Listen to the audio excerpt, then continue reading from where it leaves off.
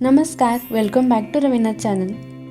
आदमापूर हे बाळूमामांचे समाधी स्थान असल्यामुळे ते मामांचे मुख्य मंदिर तर आहेच, पण मेतके हे त्यांचे मूळ स्थान मानले जाते. कारण बाळूमामांनी बराच काळ इथे वास्तव्य केले आणि या ठिकाणी स्वतः त्यांनी खांब रोवलेला होता.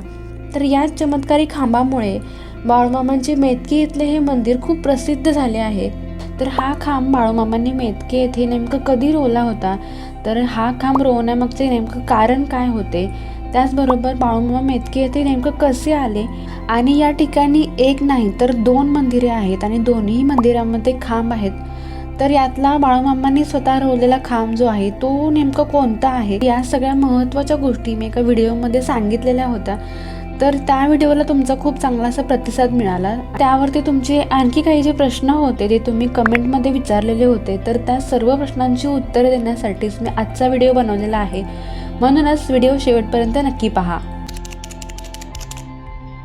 संत बाळूमामा हे आता हल्लीच्याच काळातले एक संत महापुरुष आहेत. त्यामुळे आजही आपण अनेक वयस्कर व्यक्तींकडून त्यांचे प्रत्यक्ष घडलेले आपण चमत्कार ऐकतो.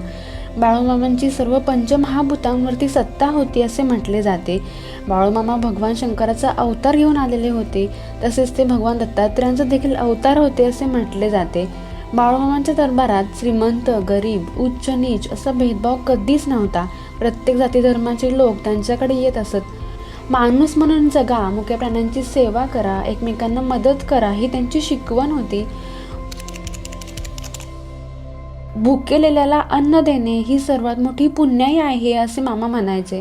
म्हणूनच अन्नदान व्हावे म्हणून मामांनी भंडारा उत्सव चालू केला आणि मेतके येथे झालेल्या पहिल्या भंडाऱ्याची निशाणी म्हणून हा खांब इथे रोवण्यात आला.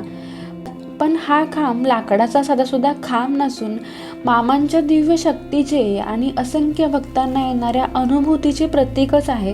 कारण हा खांब रोवल्यानंतर मामांनी सांगितले होते, या खांबाला जो स्पर्श करील त्यांच्या अंगातली भूतबाधा आपसुकच निघून जाईल.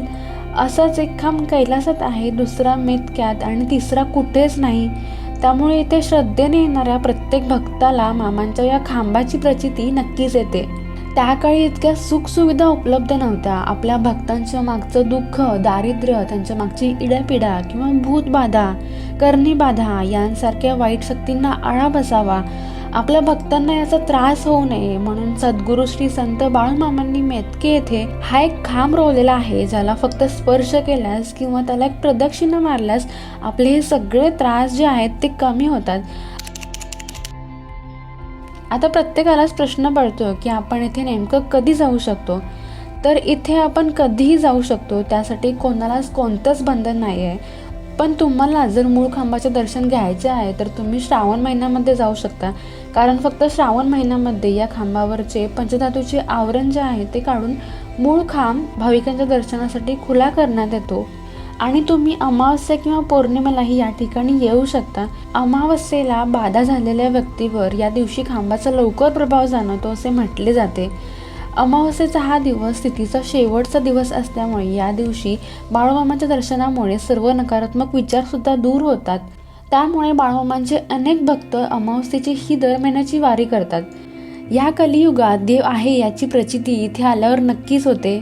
आणि बाळूमामांच्या दारी दिवसेंदिवस वाढत जाणारी ही भक्तांची गर्दी नक्कीच मामांच्या चमत्काराची साक्ष देते.